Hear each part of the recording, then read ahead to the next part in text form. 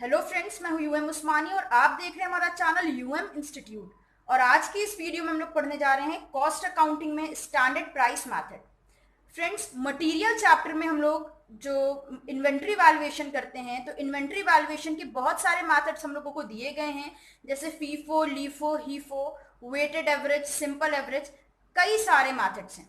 और इन सभी मेथड्स पे ज्यादातर जो बहुत ज्यादा पूछे जाते हैं, हमने वीडियोस अपलोड की हुई हैं। अगर आपने नहीं देखा है तो जरूर देखिएगा और समझिएगा कि कैसे उन टॉपिक्स पे उन मेथड्स के अकॉर्डिंग क्वेश्चन को सॉल्व किया जाता है। आज की जो वीडियो है इसमें हम लोग स्टैंडर्ड प्राइस मेथड को समझेंगे और उससे रिलेटेड एक क्वेश्चन को सॉल्व करेंगे कि कैसे प्रैक्टिकल वे में स्टैंडर्ड प्राइस मेथड को अप्लाई किया जाता है, कैसे स्टैंडर्ड प्राइस मेथड से हम स्टोर लेजर अकाउंट को प्रिपेयर करते हैं। तो स्टार्ट करते हैं आज की वीडियो और समझते हैं कि स्टैंडर्ड प्राइस मेथड होता क्या है। सबसे पहले समझते हैं स्टैंडर्ड प्राइस किसे कहते हैं।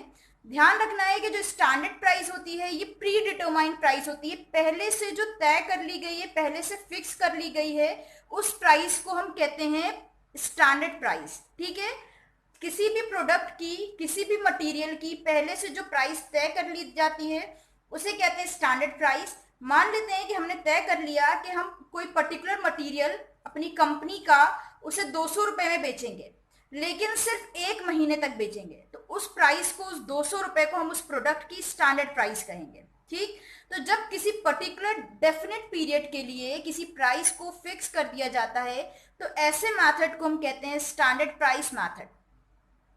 आगे कह रहे हैं कि स्टैंडर्ड प्राइस जो फिक्स करी जाती है वो बहुत ही शॉर्ट पीरियड के लिए फिक्स की जाती है। ऐसा नहीं है कि आप दसियों साल उसी प्राइस से अपने यहाँ के मटेरियल को इशू कर रहे हो, बेच रहे हो, ऐसा नहीं है। आप एक फिक्स्ड पीरियड के लिए उसे आप एक शॉर्ट पीरियड के लिए उसे फिक्स करते हैं।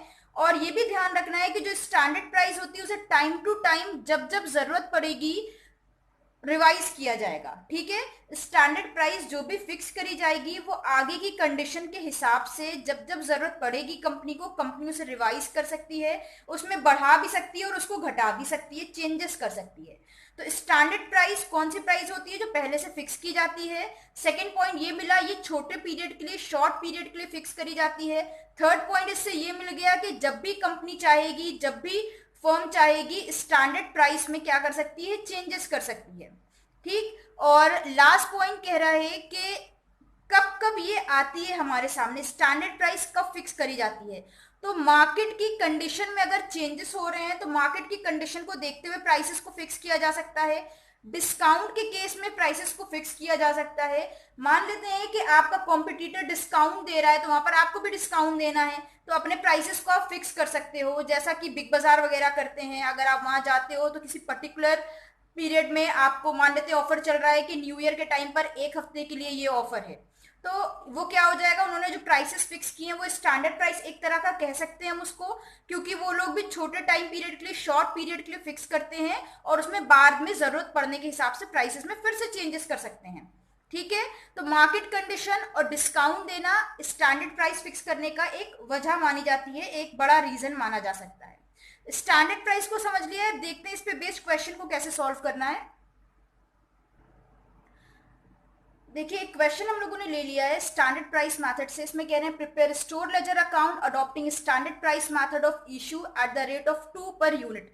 स्टैंडर्ड प्राइस में किस रेट पर इशू करना है ये आपको क्वेश्चन में बता दिया जाएगा। तो आप किसी भी प्राइस पर परचेज कर रहे हो, रिसीव आपको किसी भी प्राइस पर हो रही हो, जो स्टैंडर्ड प्राइस दी होगी, जैसे यहाँ पे 2 रुपए दिए तो इशू हम स्टैंडर्ड प्राइस पर ही करेंगे, ये आपको ध्यान रखना है। ठीक है, तो बोल रहे हैं कि स्टोर लेजर अकाउंट प्रिपेयर करना है स्टैंडर्ड प्राइस मेथड से और स्टैंडर्ड प्राइस है 2 रुपए पर यूनिट। तो क्वेश्चन आगे देख लेते हैं। हम लोगों को 2007 की इंफॉर्मेशन दी है, दिसंबर मंथ की दी है, परचेज दी हुई है अलग अलग यूनिट्स, अलग अलग प्राइसेस पे, और इशू की यूनिट्स भी हम लोगों को बता रहे हैं अलग अलग डेट्स पे। तो ठीक है, अपने क्वेश्चन को सॉल्व करते हैं हम लोग। यहाँ पर स्टोर लेजर अकाउंट हम लोगों ने इसका पूरा फॉर्मेट ड्रॉ कर लिया है। हेडिंग आप डाल दोगे स्टोर लेजर अकाउंट, साथ में अगर चाहो तो ब्रैकेट में मेंशन भी कर सकते हो कि कौन सा मेथड यूज कर रहे हो। जैसे यहाँ पे हम लोग स्टैंडर्ड प्राइस मेथड यूज कर रहे हैं तो आप ब्रैकेट बना के स्टैंडर्ड प्राइस मेथड भी लिख सकते हो। उसके बाद एक कॉलम डेट का बना लिया है। देन बचे हुए पेज को हमने 3 पार्ट में डिवाइड कर दिया है। पहला पार्ट जो होगा वो हमारा रिसिप्ट का होगा, सेकेंड पार्ट हमारा इशू का होगा और थर्ड पार्ट होगा बैलेंस का। फिर हर कॉलम में 3-3 कॉलम बनने हैं। रिसिट में भी 3 कॉलम बनेंगे, क्वांटिटी, रेट, अमाउंट। इशू में भी 3 कॉलम बनेंगे, quantity, rate, amount. And balance में भी 3 कॉलम बनेंगे, क्वांटिटी, रेट, अमाउंट। बैलेंस के केस में आप रेट का कॉलम स्किप कर सकते हो, ये ऑप्शनल है, आपकी मर्जी पे डिपेंड करता है, आप रेट का कॉलम बनाओ या ना बनाओ, आंसर दोनों तरीके से सेम आना है। ठीक है, तो इस तरह से फॉर्मेट प्रिपेयर कर लिया है। अब स्टार्ट करते हैं हम लोग क्वेश्चन। 2007 की इंफॉर्मेशन दी हुई है, तो यहाँ पर डाल लेते हैं 2007।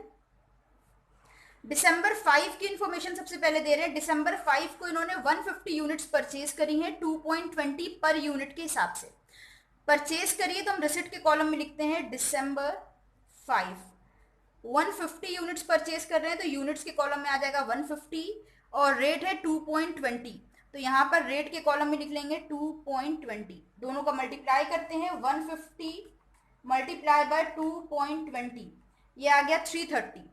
तो अमाउंट के कॉलम में डाल देंगे 330। अब जितना आपको रिसीव हुआ है, रिसीव करो या इशू करो, रिसिट और इशू दोनों को फाइनली एडजस्ट कहाँ करना होता है, बैलेंस में। तो पहले से तो हमारे पास कोई स्टॉक था नहीं, जितना हमने परचेज किया है वही बैलेंस में आ जाएगा। 150 यूनिट्स 2.20 के हिसाब से 330। फिर हमने आपको बताया था कि एक डेट का जैसे ही कंप्लीट हो जाएगा हम लोग लाइन ड्रॉ करके इसको क्लोज कर देंगे। तो लाइन ड्रॉ करके इसको क्लोज कर देते हैं। ये लाइन ड्रॉ करके हमने दिसंबर 5 का अकाउंट क्लोज कर दिया है। अब दिसंबर 5 के बाद चेक करते हैं, दिया हुआ है दिसंबर 10 में इशू कराए 75 यूनिट्स। अब ध्यान आपको ये रखना है कि स्टैंडर्ड प्राइस चेक करिएगा, स्टैंडर्ड प्राइस कितना है 2 पर यूनिट, तो इशू हम लोग स्टैंडर्ड प्राइस पर ही करेंगे। 75 यूनिट्स इशू कर रहे हैं, तो लिख देते हैं, डेट डालेंगे दिसंबर 10, इशू कर रहे हैं तो इशू के कॉलम में लिखेंगे 75 यूनिट्स, स्टैंडर्ड रेट है 2 रुपए, मल्टीप्लाई करेंगे आ जाएगा 150। अब इसे बैलेंस में कैसे एडजस्ट करेंगे, देखिए आपके पास 150 यूनिट्स थी और इसमें से इशू कितनी कर दी 75, 150 में से 75 दे दी, माइनस करेंगे बची कितनी 75। रेट में कुछ नहीं लिखना है, बैलेंस एडजस्ट करते हैं। अमाउंट 330 में से 150 माइनस कर देंगे, 330 माइनस 150 बचा हुआ 180 यहाँ पर लिख देंगे। अब हम क्या करेंगे, इस पूरे कॉलम में रिसिट से लेकर बैलेंस तक लाइन ड्रॉ करेंगे और इसको दिसंबर 10 को क्लोज कर देंगे। 10 दिसंबर के बाद 18 दिसंबर को कह रहे हैं परचेज कराए 200 यूनिट्स 2.40 पर यूनिट के हिसाब से परचेज करी है, तो हम लोग इसको रिसिट के कॉलम में लिखते हैं दिसंबर 18 200 यूनिट्स परचेज करी हैं, तो हम लोग लिख लेते हैं 200 यूनिट्स 2.40 पर यूनिट, मल्टीप्लाई कर देंगे 2.40 इंटू 200, ये आ गया 480।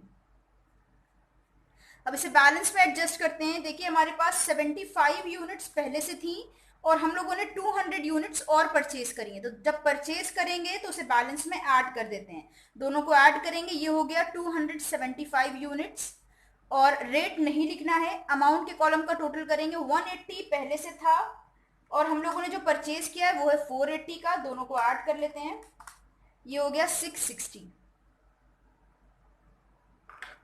तो ये हमारा 18 दिसंबर का बैलेंस आया, इसे भी क्लोज कर देते हैं। ये 18 दिसंबर को हम लोगों ने क्लोज कर दिया। 18 दिसंबर के बाद चेक करते हैं, नेक्स्ट डेट है 22 दिसंबर, इशू करा है 150 यूनिट्स, तो इशू कर देते हैं हम लोग 22 दिसंबर, डेट डाला 150 यूनिट्स इशू करा है, तो इशू के कॉलम में लिख देंगे यूनिट्स में 150, स्टैंडर्ड प्राइस है इशू की 2 रुपए, 150 का 2 में मल्टीप्लाई करा, ये आ गया 300। जब इशू करते हैं तो बैलेंस में से कम हो जाता है, तो 275 यूनिट में से 150 यूनिट माइनस कर देंगे क्योंकि ये हमारी इशू हो गई है, बची 125 यहाँ बैलेंस में लिखेंगे। इसी तरह से अमाउंट के कॉलम को बैलेंस करते हैं, 660 पहले से था, 300 की यूनिट्स इशू हो गई हैं, 660 माइनस 300 बचा 360। अब लाइन ड्रॉ करके इसको भी क्लोज करते हैं।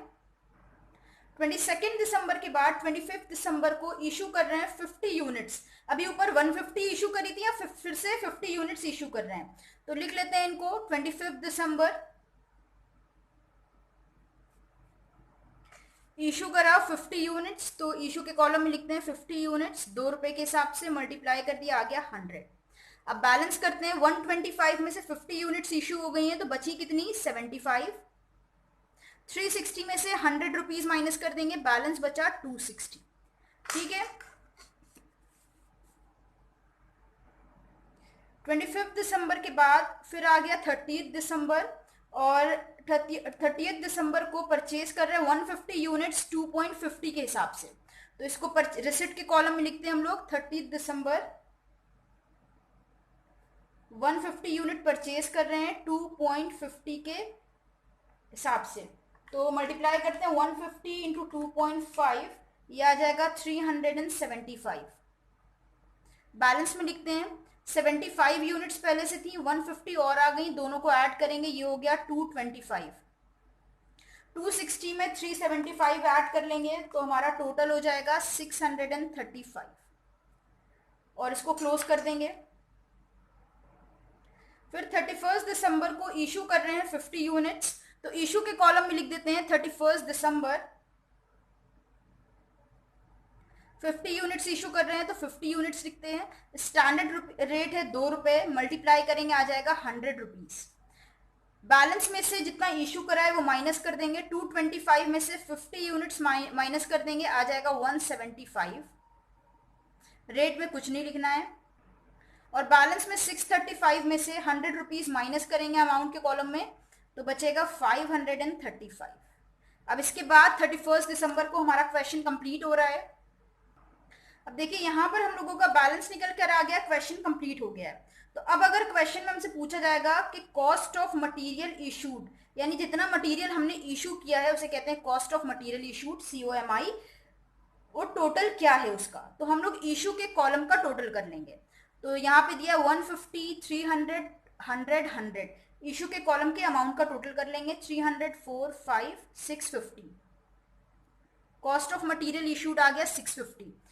और अगर आपसे स्टॉक का प्राइस पूछ लेगा तो आप क्या करेंगे, वहां पर लिख देंगे जितना हमारा लास्ट डेट का बैलेंस होगा। तो अगर क्लोजिंग स्टॉक क्वेश्चन में आपसे पूछेगा तो आप उसकी अमाउंट बताएंगे 535। ये हमारा क्वेश्चन यहाँ पे कंप्लीट हो गया। तो स्टैंडर्ड प्राइस मेथड में कुछ खास नहीं था, बस आपको ये ध्यान रखना है कि जिस प्राइस पर जो भी प्राइस आपको क्वेश्चन में बता दी गई है कि फिक्स कर ली है, उसी प्राइस पर आपको इशू करना है, और रिसिप्ट जो प्राइस दी होगी उस पर करना है। ठीक, इशू का बस ध्यान रखना है कि स्टैंडर्ड प्राइस पे ही इशू करना है, उसके अलावा और किसी प्राइस पर इशू नहीं करना है। उम्मीद है वीडियो आपको पसंद आई होगी। चैनल पे नए हो तो सब्सक्राइब करिएगा, बेल आइकन पे क्लिक कर दीजिएगा। वीडियो पसंद आई हो तो लाइक और शेयर करिएगा। किसी टॉपिक में डाउट हो तो कमेंट में बताइएगा। फिर मिलते हैं एक नई वीडियो के साथ। हमारे साथ जुड़े रहने के लिए और